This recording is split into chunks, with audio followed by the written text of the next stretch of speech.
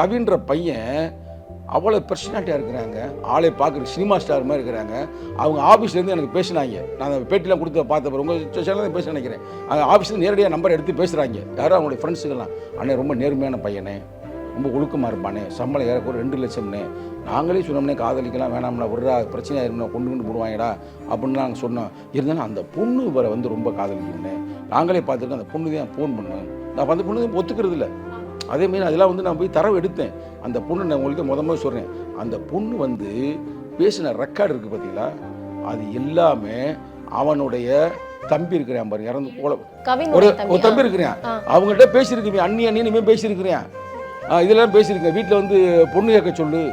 அப்போ யார் இதில் முக்கியமான காரணம்?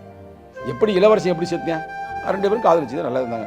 யுவராஜ் எப்படி செத்தேன், யுவராஜ் எப்படி கொலை பண்ணேன், கோகுல்ராஜை, யுவராஜ்ன்ற அந்த நாய் இப்போ உள்ளே கிடக்குது கரெக்டாக, அது எப்படி கொலை பண்ணுச்சு? 2 பேரும் கோயிலில் போய் சாமி கும்பிட்டுருக்குறாங்க, அவ்வளோதான் மேட்ரு, வேறு ஒன்றுமே இல்லை.